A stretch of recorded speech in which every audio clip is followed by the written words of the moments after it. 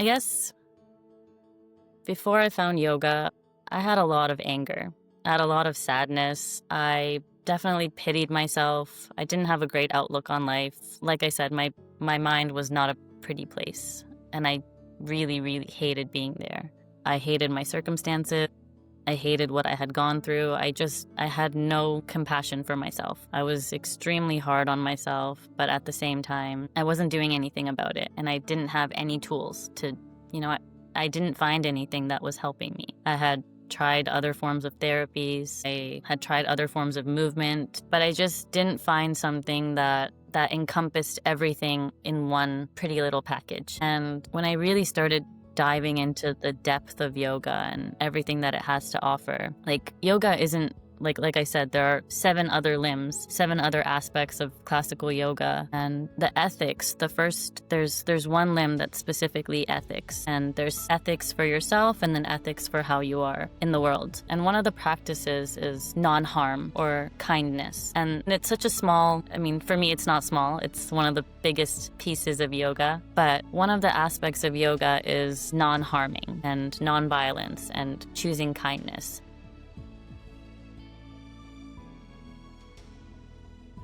Hi everyone and welcome back to Trauma, Training and Transformation, the space where we explore how movement heals the mind, an environment where we build resilience using techniques, using movement, ourselves, our community, to help support each other, to build mechanisms so we can support our mental health challenges. Today we're very lucky. We've got Sabeeha, who's joined us today to talk about yoga and the benefits of yoga in relation to mental health. Sabeeha, thank you very much for joining us. Do you want to tell everyone about yourself? Thank you for having me. I'm very thrilled to be here. So, where do I begin?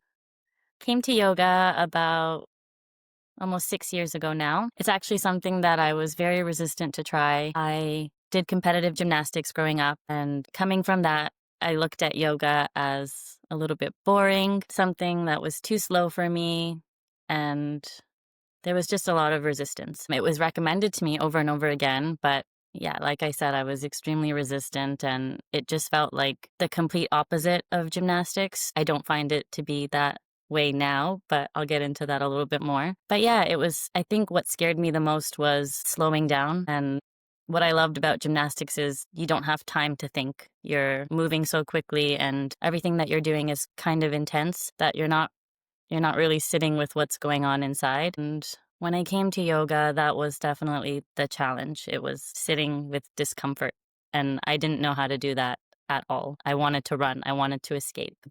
My mind was just a pretty terrifying place and definitely an uncomfortable place. So having a practice that kind of forced me to slow down and sit with what was going on was scary and even more uncomfortable.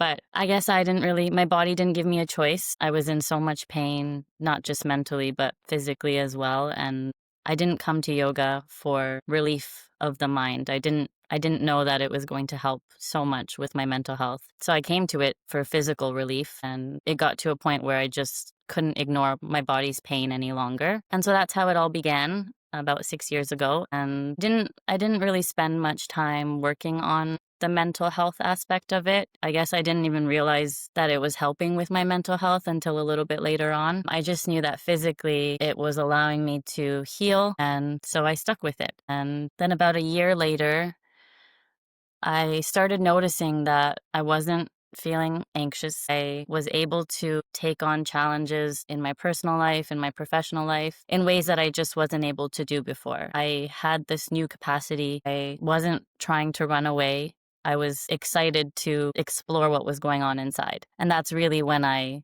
kind of realized that there's so much potential here, and, let's see what else I can do with it. And now fast forward 5-6 years later, it's my go-to for absolutely everything. And I will say it's not just something that I do on the mat. It's something that is kind of happening all day long, whether it's just reconnecting with my breath when things feel stressful, or just connecting with my inner self rather than feeling overstimulated. We live in a world that is extremely overstimulating, not just with technology, but even in the outside world. There's so much stimulation, and being able to learn and practice just being inside of myself, I think that's really one of the biggest one of God has given me. Yeah, that's a little bit about me and yoga and where I'm at with it. That's awesome. Thank you very much for sharing your journey from gymnastics to yoga. There may be a natural pathway there because of the use of the body, and you need to concentrate on technique and breathing to execute those movements. But you mentioned there about not always doing it on the mat, but people listening might recognize yoga being a mat based activity. That's not your experience, is it? Not anymore, no. It definitely was at the beginning. I only practice yoga on my mat. I only really understood it as something that you do on a mat. And it was also just a physical practice when I first came to it. Now, I guess a lot has changed. I've reconnected with classical yoga, the roots of yoga, and what it really began as, and what I guess the true purpose was. And I guess the simple answer is it's a liberation practice, it's a healing practice, and another thing that I learned specifically when it comes to the term healing is the word whole. So it was essentially a practice to allow myself to feel whole and liberated within myself, not necessarily in the physical world or in the material world, but being able to feel free within myself. And so now, like I said, yeah, there are 8 limbs of yoga. I won't go too much into everything else, but the movement side of things, which happens on a mat, is just one of the 8 limbs. So meditation, for example, is another one. Breath control or breath work is one of the other ones. There's an entire limb that's dedicated to turning inward and essentially turning off your senses. So that one is one that really, really resonates with me, perhaps because I am highly sensitive. I'm not sure why, but I really find that in today's world, being able to turn off my senses and not consume, I guess, mindlessly has been the most beneficial. It's, we go around, and whether it's comparing ourselves to others or just too much stimulation or scrolling on social media, whatever it is, there's always so much going on. We don't live in a quiet world. And I think learning to, like, just choosing to be mindful about how I use each of my senses, what I'm listening to, what I'm consuming, that has really, really changed the game for me. Just, there's that saying about the 5 people you spend your most of your time with, they really shape you. And absolutely that's very true for me, and it applies. But I think what I consume with my 5 senses has been even more of a game changer, because I may not be spending time with, I may not have access to spend time with people that I would like to spend time with. Um, but the one thing that I can control at every moment of the day is what I'm consuming with my 5 senses. So what I'm listening to, what I'm watching, what I'm looking at, what I'm eating, of course. And yeah, all the senses, that's really a big one for me. So yeah, there's so much more to yoga than just movement, and movement is great as well. But classically, the way it began was the movement side of yoga was just a preparation to sit in meditation for long periods of time. And the meditation was for another purpose. So really the purpose behind yoga when it first began was so different from what it is now. And I definitely don't consider yoga to be a fitness practice. It's still not what I do for fitness. I go to the gym, I walk, I do other types of movement if I'm trying to specifically exercise, but there is still definitely a lot of healing that can happen on the mat, off the mat too. Talk about the classical form of yoga. I mean, there's various forms used now in many places in relation to gym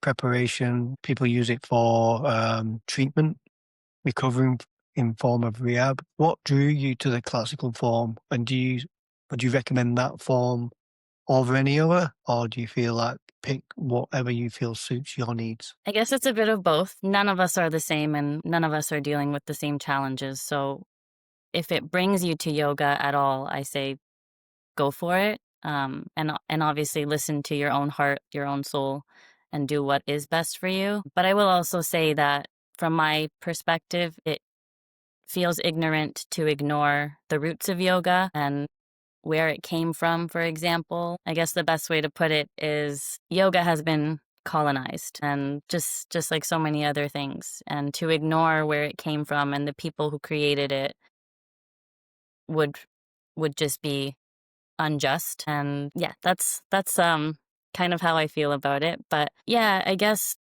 overall, for me, restorative is in the modern styles that exist. Restorative is definitely the one that resonates with me, and that's also because I was healing from so much physical pain. So it does feel like the most similar to, or yeah, it resonates the most compared to classical yoga. But I think really it is a practice of listening to your own body and doing what is best for your own body and mind. But I wouldn't say that it's a form of exercise. It's definitely not something like I can kind of assume that if people are doing a very intense form of yoga in a gym or studio specifically to get fit, you're probably not healing at the same time. You might be exercising, you might be getting stronger, but I would assume that there isn't really much healing happening in those spaces because the healing really does happen when you slow down and when you listen to your own body and when you sit with the discomfort, when you sit in poses for longer and just wait to see what happens. I think that's really where the magic is, and that is classical yoga at the heart of it. And in relation to your own journey, moving from gymnastics to yoga, you talked a little bit about your body having to recover, but actually you found yourself along that journey too, find that inner peace and that ability to find your own identity, what makes you, what shapes you. Is that a slow process or is that something that you just got to give yourself time? I guess it's again, it's different for everyone. For me, it's still happening. I think for me, it might just continue for the rest of my life, always uncovering and unfolding things. But I would say that you have to be patient. And overall, it is a slow process, mostly just because we wear so many layers and we have so much that we carry from the outside that isn't us. And we don't, it's not taught to us to be authentic, to be ourselves. There are very specific molds, whether from family, from school, from work.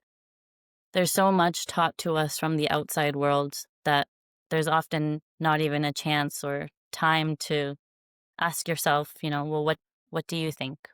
In what do, what does the individual think?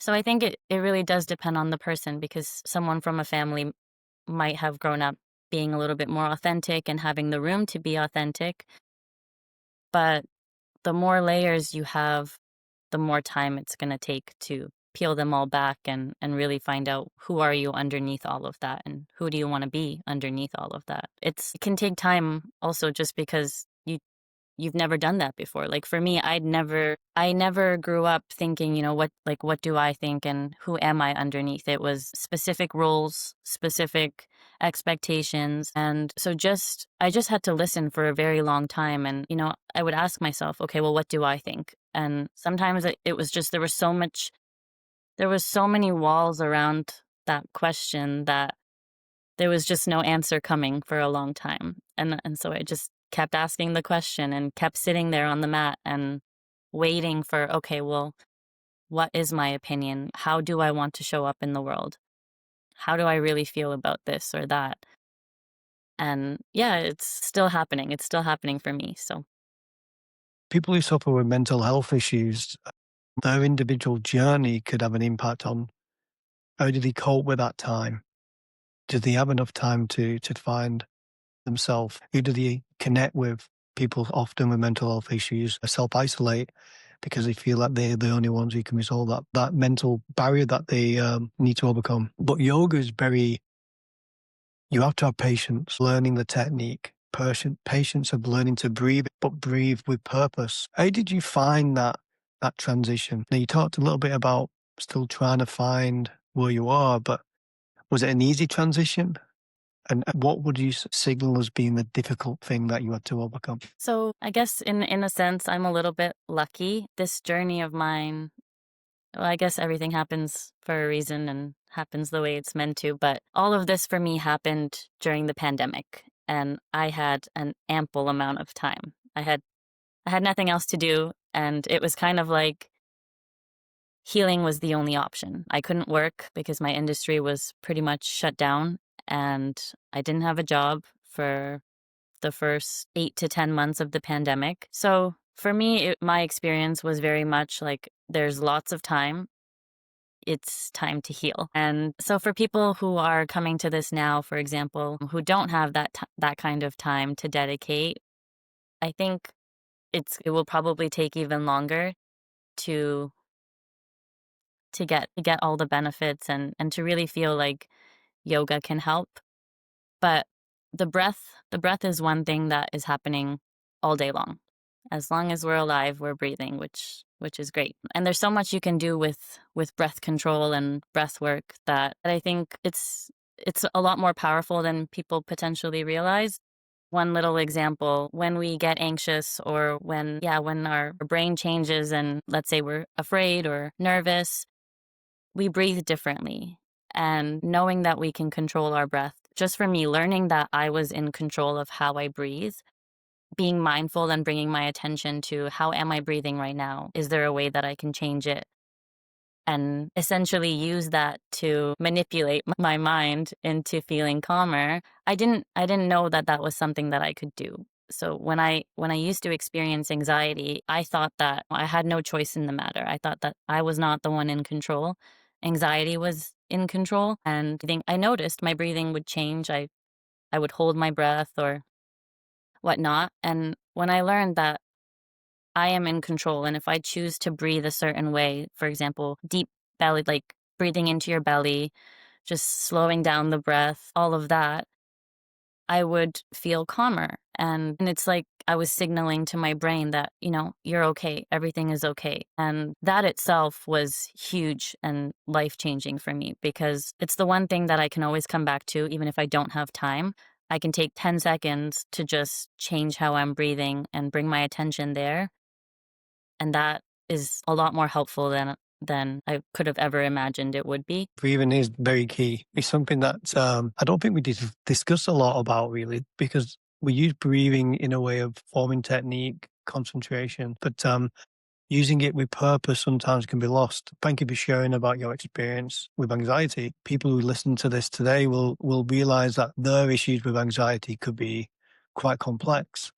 Actually, just knowing that there's an opportunity to use breathing in any form can actually help them to regain some control of the thoughts, of the time, of the moment. So, do you have any kind of tips on how breathing could be shared with our audience today that they could use just in a short window of time to help be able to regain some control in the moment? Yeah, there's a few go-to practices that I have with breathing, and one of them is just taking 10 inhales and exhales. Just count to 10, like just count 10 of them, and it doesn't matter how deep they are, it doesn't matter how long they are. Just bringing your attention to, it doesn't even have to be 10, it could be 5, but any number of breaths and just starting there. I find that just the attention with my breath, even if the breath is shallow and you're having a hard time actually breathing deeply, just bringing that attention to that spot, I find is extremely helpful. And then another one is the deep belly breathing. A lot of us breathe into our chest. Yeah, the deep belly breathing is one that is extremely, extremely powerful, and it's helpful you can place a hand on your belly or just watch it expand and fall. But the deep belly breathing is definitely one that calms me down no matter what. It always works. And it helps to feel it, helps to connect, I guess, and to touch and feel what's actually going on. But I do want to mention that, like, the other thing that's going on while you're doing that is you're also choosing not to engage with and consume everything else that's happening on the inside. You're connecting with yourself. And I think one of the biggest things was I was so disconnected from my own body. I was so disconnected from myself. I had no idea what was going on inside.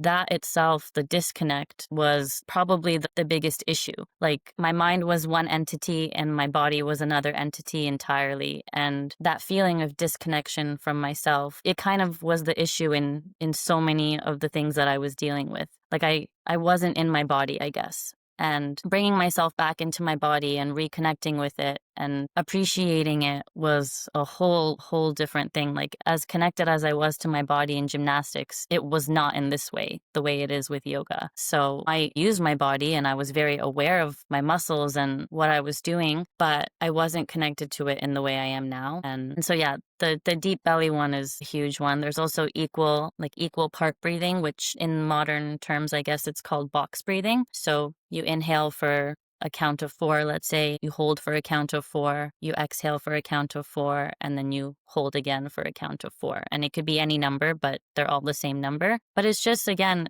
like, I really want to mention that, yeah, the breathing itself has an impact that way, but you're interrupting whatever's going on. That's the pattern interrupt is huge. And then turning your attention inward versus to whatever is going on outside that's stressing you out or whatever it is, that's another thing. So there's a lot of layers to what you're doing with breath work, but it's pretty powerful. Yeah, it's amazing. You mentioned two techniques, the box method and deep belly breathing. They're probably very new to a lot of people listening today.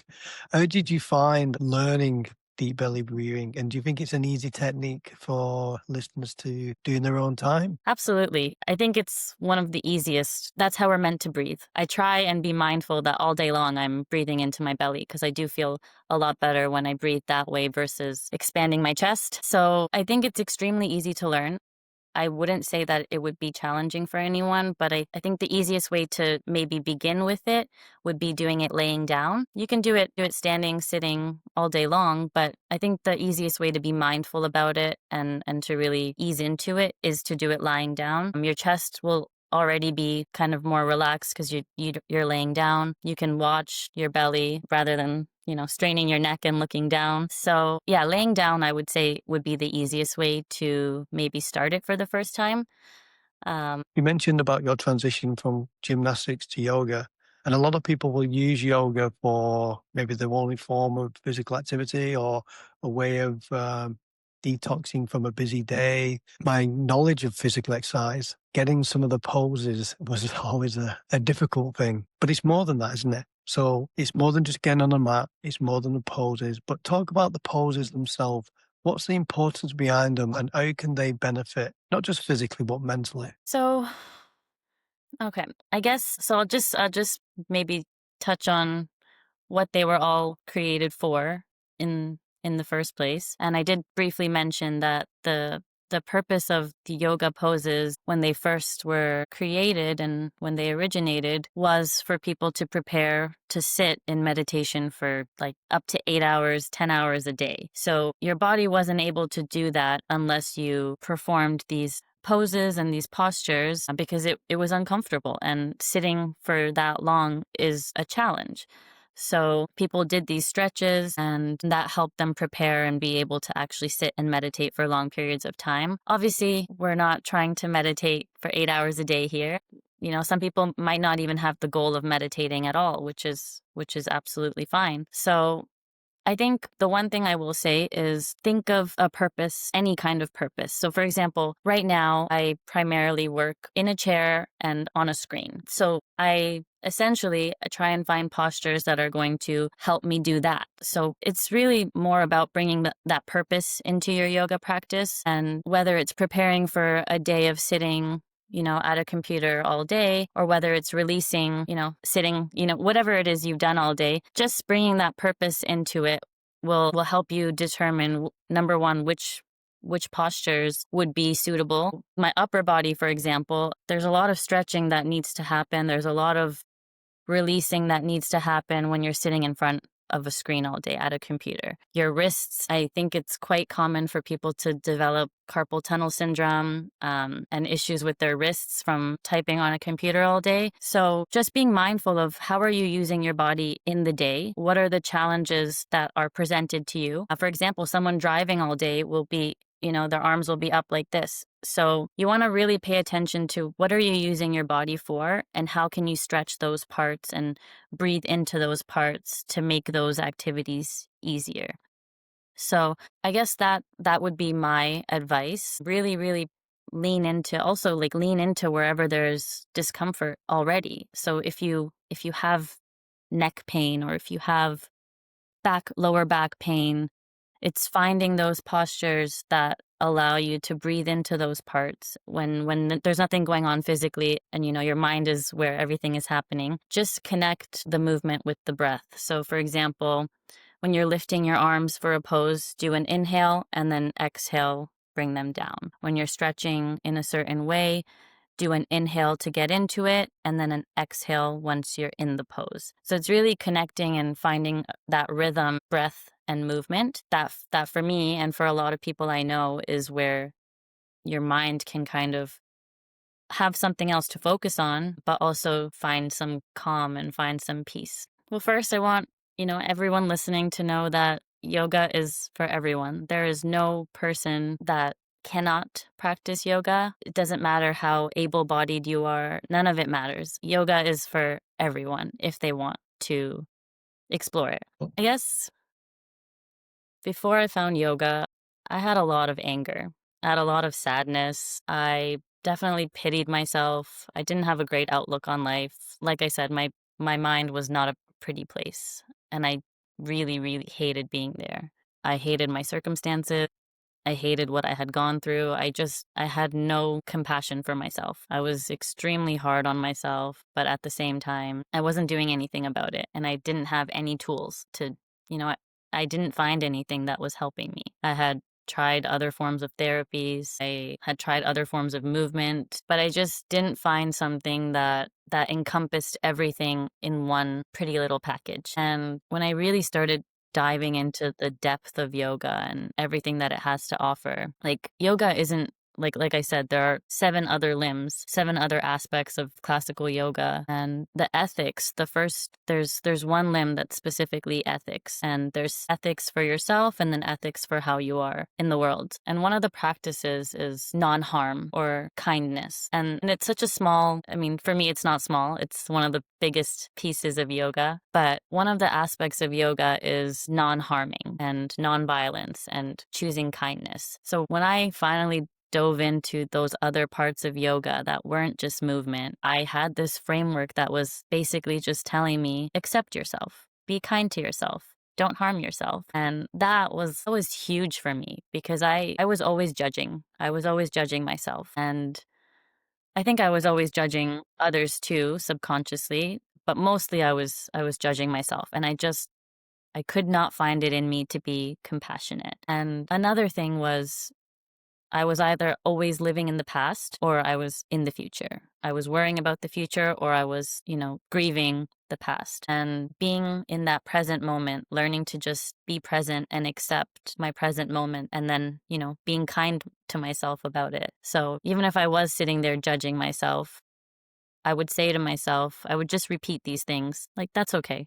I accept that that's how I feel right now. And I think that, like, that's what yoga really, really, really is about. It's, yeah, the movement is great. I think anyone listening to this knows that movement is medicine. It absolutely is. But when you can be kind to yourself, when you can accept wherever you're at today, whatever you've gone through, and then you can be kind to yourself in the same moment, I think that's really the magic that yoga has to offer. It's this practice of continuously choosing kindness over judgment, being able to notice what's going on and not run away from it. I think escape is a huge thing that people struggle with because it's uncomfortable to sit with inner pain and mental health challenges. It's really, really challenging. Just, when a teacher told me, for example, like, that's okay. It's okay if, you don't have if you don't have 100% to give, if you're at 20% today, or if you're at 5%, if that's your capacity, that's okay.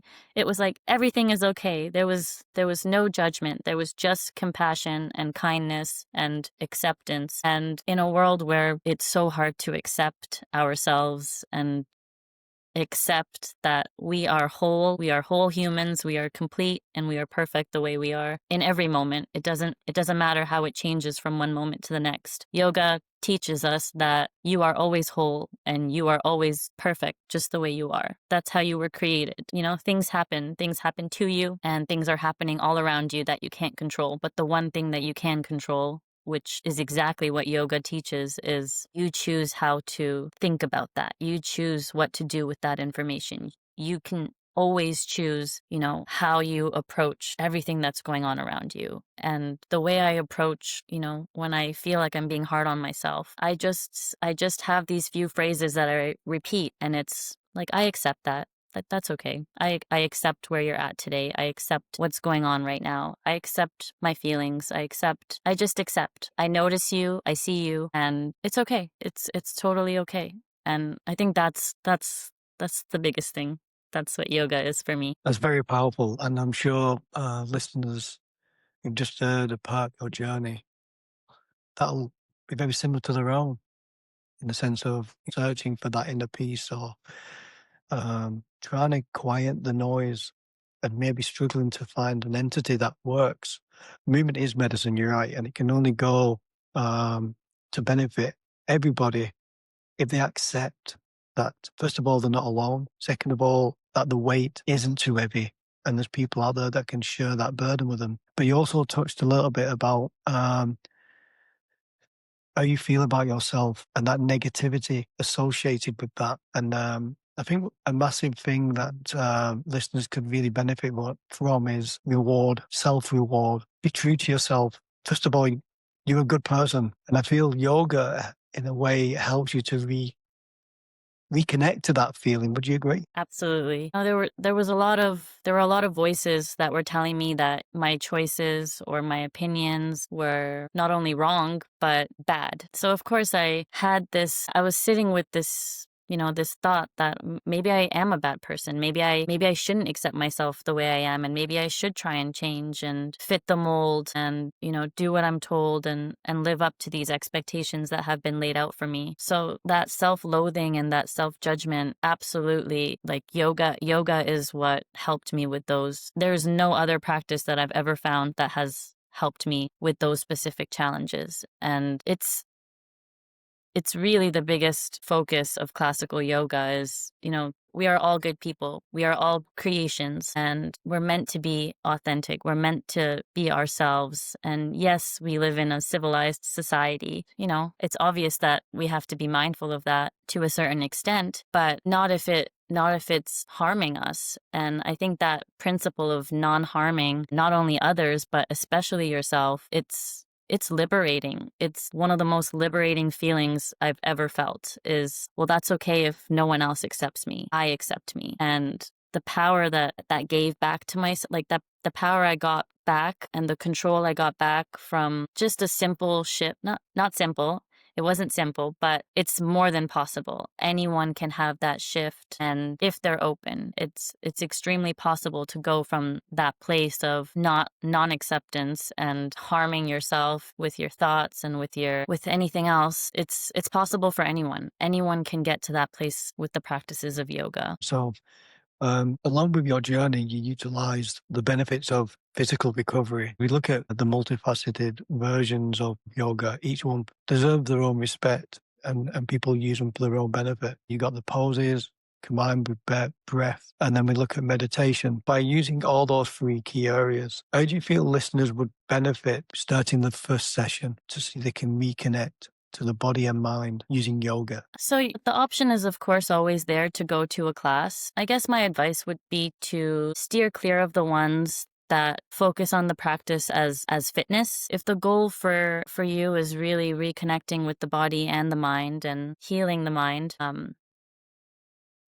really don't think that a fitness practice is going to give you that space. It's not going to give you the right environment to accept yourself. You're just going to be so busy moving and working out that the healing doesn't happen. My advice would be to do it on your own, to look up a YouTube video and find a style of yoga. So there's yin and then there's restorative. Those are both very slow forms of yoga where you're holding poses for longer. And one of the key elements of those two is that you're actually sitting with the discomfort.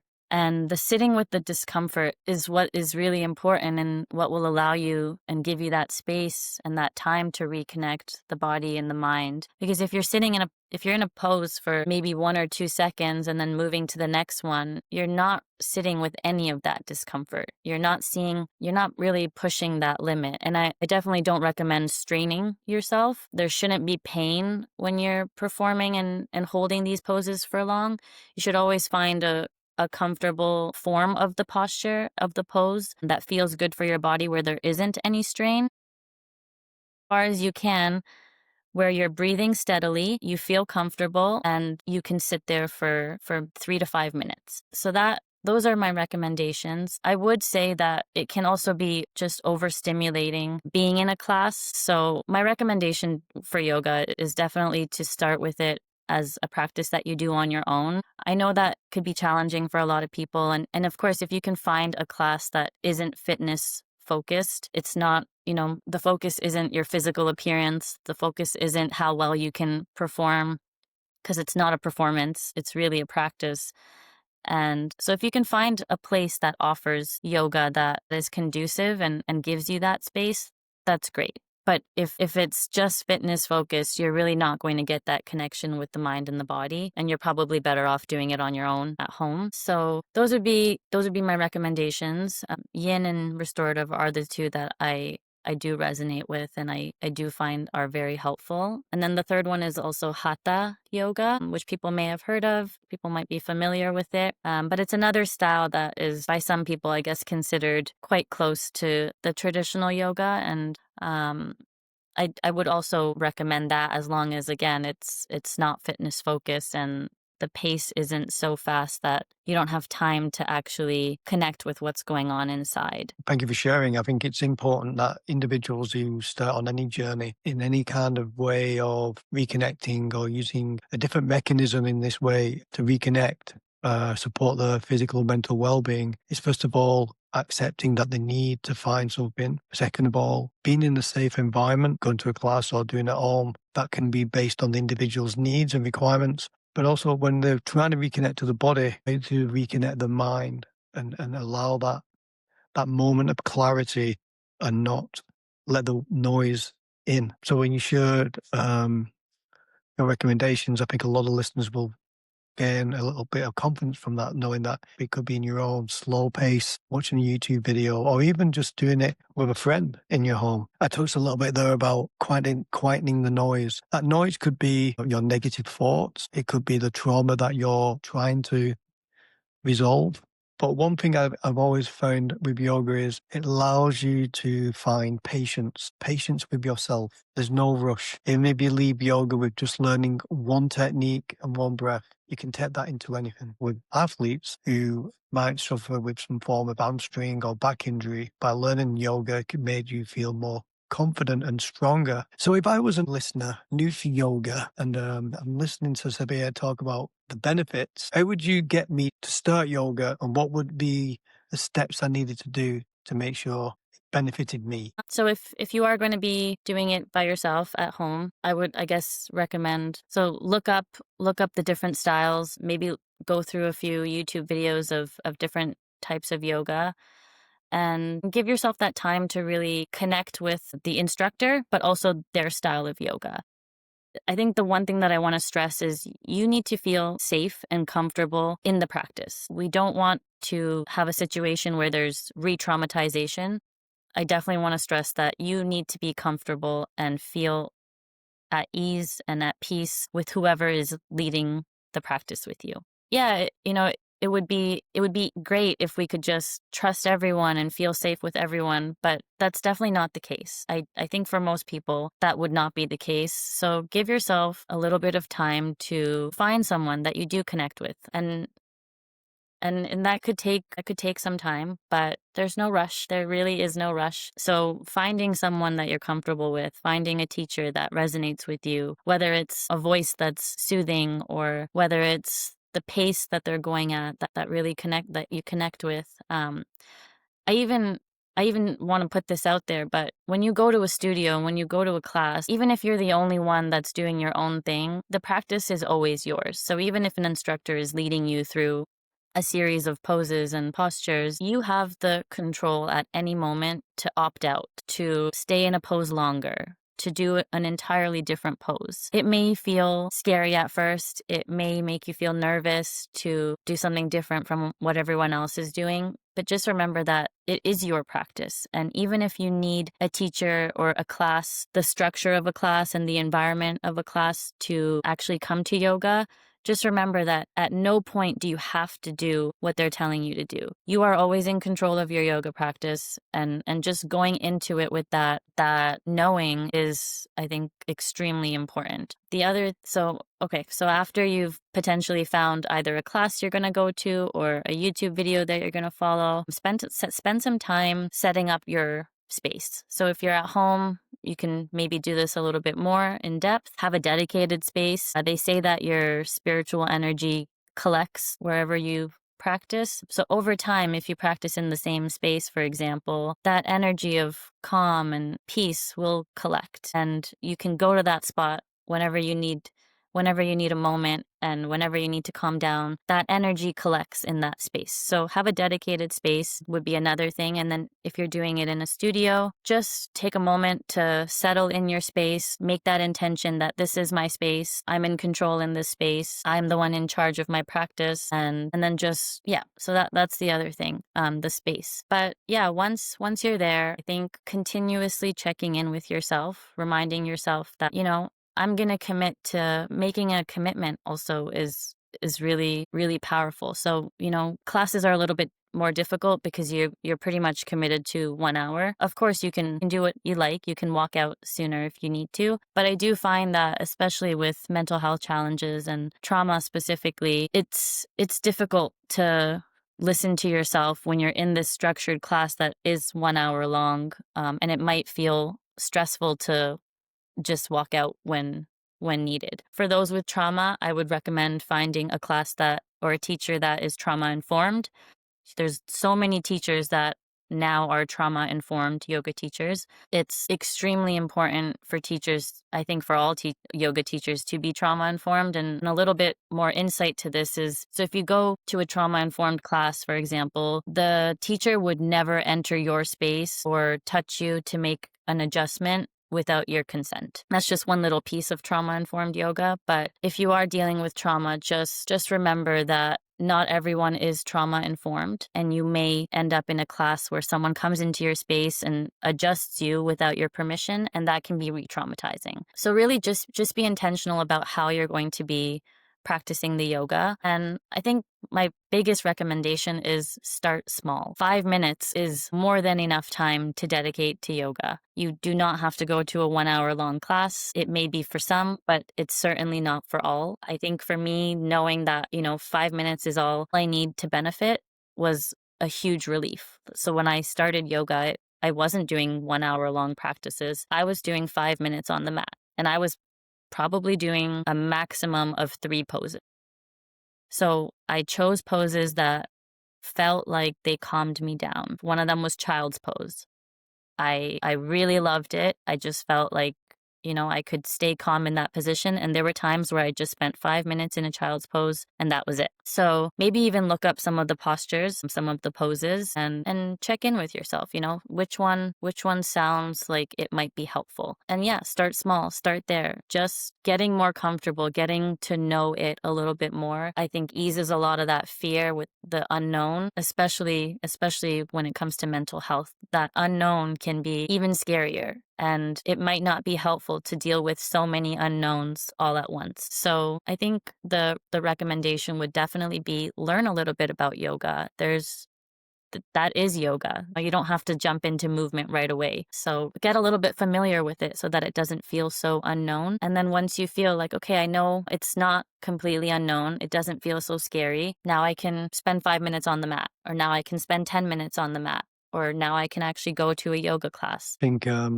what I've found with yoga is it's very adaptable for all ability groups, able and disabled alike. It's also very gender free in a way that there's no issue regarding mixed classes and sharing that experience along the way.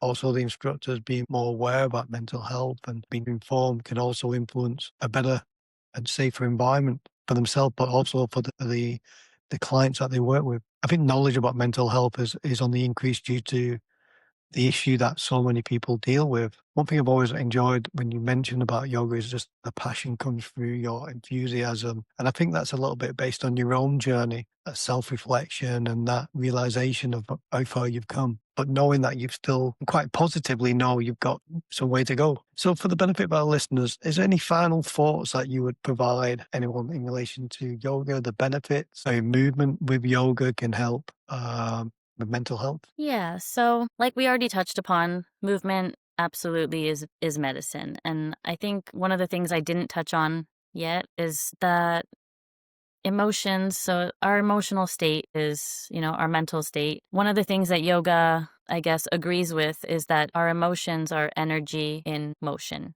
So motion. So energy in motion. And I think when I learned that, it was really, really helpful to know that anything that was sitting or stuck inside of me had the potential to be released. And yoga is really, really a beautiful way to do that kind of without even thinking about it. And, the more I moved and the more I breathed into specific spaces, for example, my shoulders and my neck, that weight we talked about, I was physically carrying so much of that weight and it was all stored in these different centers, my hips, my shoulders, even my heart space, my throat. There were a lot of energetic things going on in these spaces.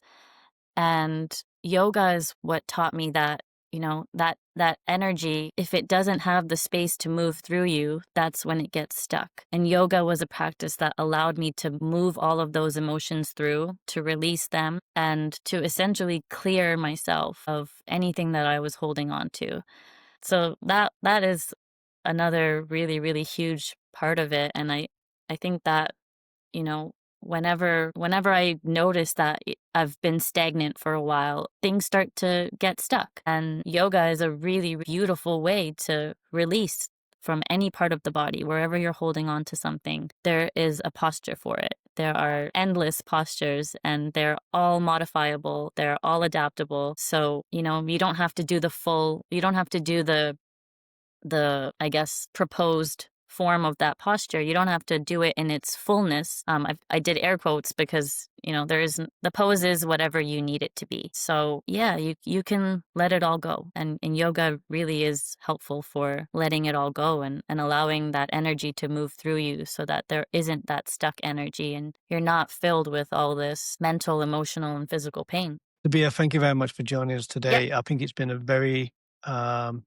uplifting but also insightful discussion on yoga and the benefits that using pose, breath, meditation in the way that we deal with overall mental well-being, especially when it comes to emotional baggage and how we control that release of that resistance and that restriction so that we can feel more free and connected to ourselves again. And it in a way it touches our personal identity. And hopefully as part of our journey, we can use that as a mechanism to improve our ability, both in a safe, controlled environment and also be better in relation to deal with our mental well-being. If you enjoyed this episode today, please like, share and subscribe, whether you're listening to Apple, Spotify, Amazon, or watching on YouTube. The link will be in the description box below. And as you know, I'm a military veteran living with PTSD and also navigating my own journey with mental health. This podcast is part of my mission to create meaningful content to support others on their journey. If you'd like to help me continue with the conversations, you can support by buying me a coffee. The link is in the description box below. Movement starts in the mind, but equally it starts with one pose, one breath, and one moment to connect to yourself and others. Stay safe, connect with others, and I'll see you on the next one.